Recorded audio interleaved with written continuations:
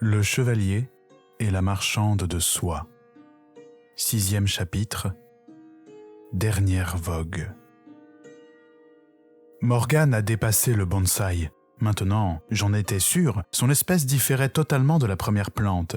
Cette dernière ressemblait à une sorte de frêle cocotier d'une vingtaine de centimètres à peine, tandis que Morgane, qui était pourtant bien plus jeune, faisait déjà plus du double. Chaque jour, je voyais sa beauté grandir. Ses feuilles étaient à présent parcourues de merveilleuses nervures colorées, tantôt bleues, tantôt rouges, tantôt jaunes ou vertes. Des fleurs indescriptibles avaient éclose un peu partout. Les pétales chamarrés prenaient, selon la lumière, des reflets iridescents qui leur donnaient des allures d'ailes de fée. Au centre, le pistil formait comme un œil qui observait avec bienveillance quiconque posait son regard sur lui. Les branches délicates semblaient faites d'un alliage de métaux précieux et les minuscules stries dans le bois renvoyaient toujours, selon le temps, des reflets argentés, cuivrés ou dorés. Mon intuition première, qui voulait que Morgane change selon le temps qu'il faisait, s'était avérée juste, et maintenant, je croyais aussi la sentir sensible à mon humeur. Si j'étais contrarié, ses feuilles s'affaissaient légèrement, comme si elles compatissaient à mon désarroi, et à l'inverse, lorsque j'avais le cœur léger, elles semblaient se gonfler de joie. J'ai aussi remarqué qu'elle n'aimait pas quand Ophélie jouait de la musique. Aussi, lui ai-je demandé d'arrêter.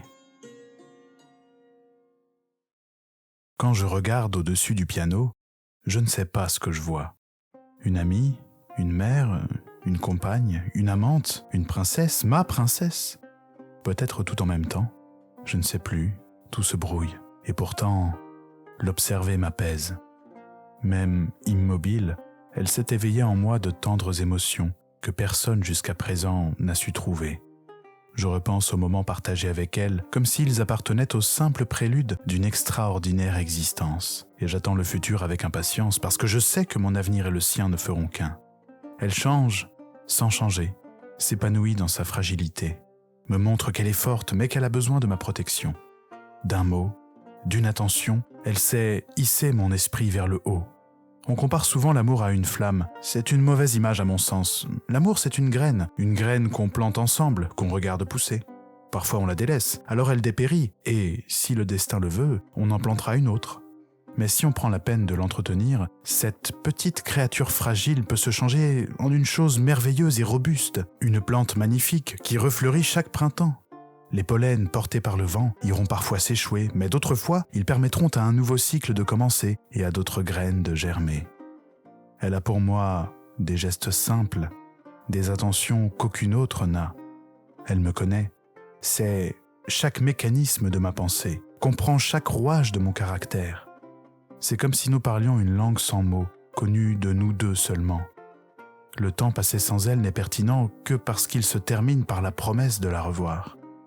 À quoi rimerait ma vie, sans elle pour l'éclairer? Elle te plaît cette photo, n'est-ce pas? Je levai les yeux au mur, vers l'image qui y était accrochée. Oui, beaucoup. Je suis heureuse alors. Voudrais-tu que je demande un tirage plus petit? Ainsi, tu pourras l'emporter partout où tu veux. Je me retournai pour voir Ophélie. Ce serait une merveilleuse idée. Elle me sourit, et je vis dans ses yeux un océan de bienveillance et d'amour. Des eaux que je connais si bien, mais dans lesquelles je me sens à présent étranger et incapable de naviguer. En contemplant Morgane, je réalise que je ne comprends pas ce qu'il m'arrive. J'ai l'impression de me transformer sans le vouloir et sans savoir si le changement qui s'opère en moi est une bonne ou une mauvaise chose.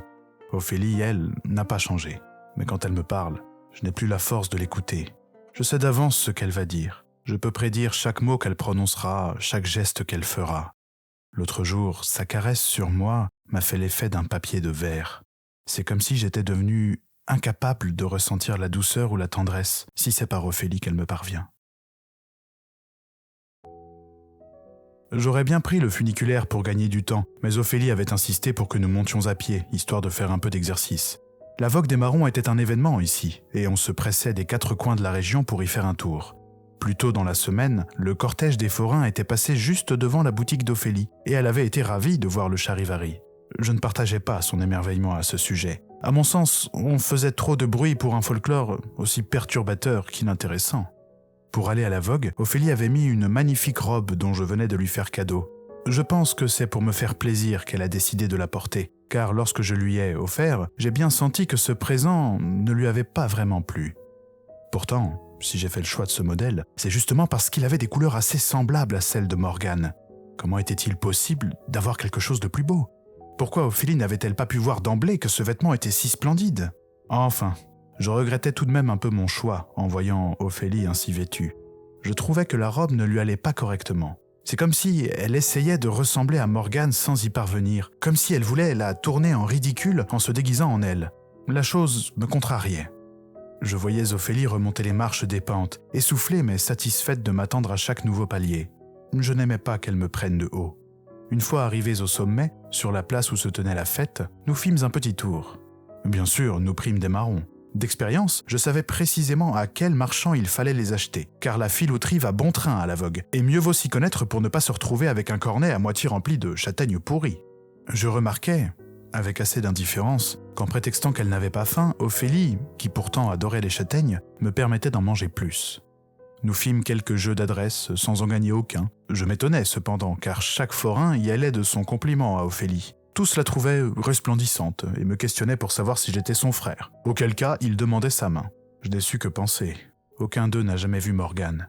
Et je suis sûr que c'est grâce à sa robe qu'Ophélie se fait autant remarquer. Si elle avait porté des vêtements à son goût, sa banalité l'aurait rendue invisible.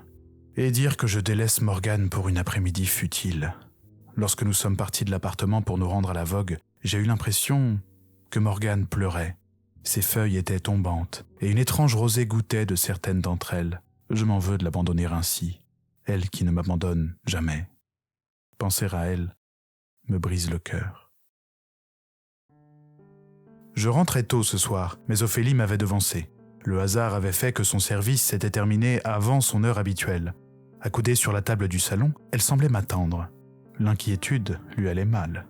« Mais qu'est-ce qu'il se passe ?» ?»« Comment ça ?» Elle saisit un papier posé devant elle et l'agita. « Ton travail ! Mais qu'est-ce que tu as fait ? Pourquoi est-ce que tu ne m'as rien dit ? Il se serait passé combien de temps avant que je sois au courant ? » ?»« Mais je ne sais pas, écoute, j'avais envie de partir depuis longtemps, alors je suis parti, voilà tout, peu importe la date. » »« Tu aurais dû me parler de cette décision. Tu sais, je t'aurais soutenu. Pourquoi tu m'as caché ça ? Pourquoi es-tu si distant en ce moment ?» J'entendais sa voix se teinter de vibrations désagréables. « Je ne suis pas distante, t'en fais pas, quand bien même ce serait passager. Viens donc plutôt voir, regarde comme notre arbuste a grandi. Il donnera peut-être des fruits dès le printemps prochain. Je me demande quel goût ils auront. Maintenant, j'aurai nettement plus de temps pour m'en occuper. Oh, mais je n'en peux plus de ces maudites plantes, tu ne te préoccupes que de ça. Rappelle-toi ce qu'elles représentent pour nous. Nous, nos plantes ? Ce ne sont plus nos plantes, mais seulement les tiennes. Tu ne sembles vivre que pour ça.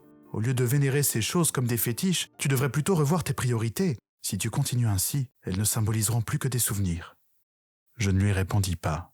« Est-ce qu'il y a une autre femme ?»« Une autre femme ? Où ça ?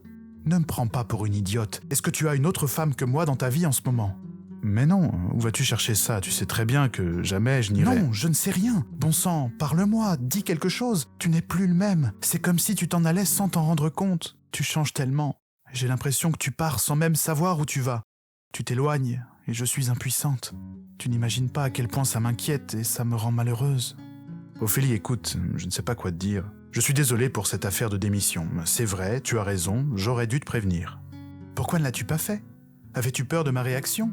Pensais-tu que j'allais essayer de te faire changer d'avis ? Je te l'ai dit, je pourrais te suivre jusqu'au bout du monde. Je t'aime tellement. Je pourrais tout faire pour toi. Si tu deviens fou, je veux devenir folle avec toi. C'est simple. S'il te plaît, parle-moi. Dis-moi quelque chose. Explique-moi. Emporte-moi là où tu vas. Que dire ? Je ne sais pas si j'ai envie de lui parler. Mes pensées sont tournées vers autre chose. Je ne sais pas quoi faire pour t'aider. Je pense que je vais peut-être prendre un peu de recul. Je vais m'arranger pour voir si des amis ne peuvent pas m'héberger quelque temps. Peut-être as-tu simplement besoin d'être seul ? Qu'est-ce que tu en penses ? Oui, c'est peut-être une bonne solution. Ne t'en fais pas, je prendrai soin de Morgane en ton absence. Ophélie était triste à cause de moi. Mais je ne comprenais pas.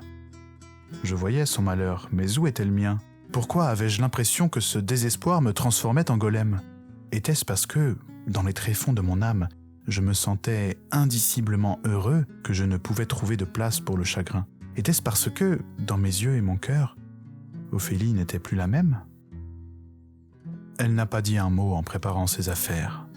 En la voyant, je n'arrivais pas à trouver l'affliction, tout simplement parce que je ne la cherchais pas et que je n'avais rien fait pour la provoquer. À vrai dire, j'étais plutôt soulagé et content parce que ce n'était pas la solitude qui m'attendait. Morgane serait avec moi. Les bras encombrés de sacs et de valises, Ophélie se tenait dans l'embrasure de la porte. « M'aimes-tu encore, au moins ?» Au fond de moi, je connaissais la réponse, mais lui dire n'aurait pas été utile. Elle a refermé la porte sans une parole, mais une fois le battant clos, j'ai entendu qu'elle pleurait derrière. Je suis retourné m'occuper. Il y a tant à faire ici.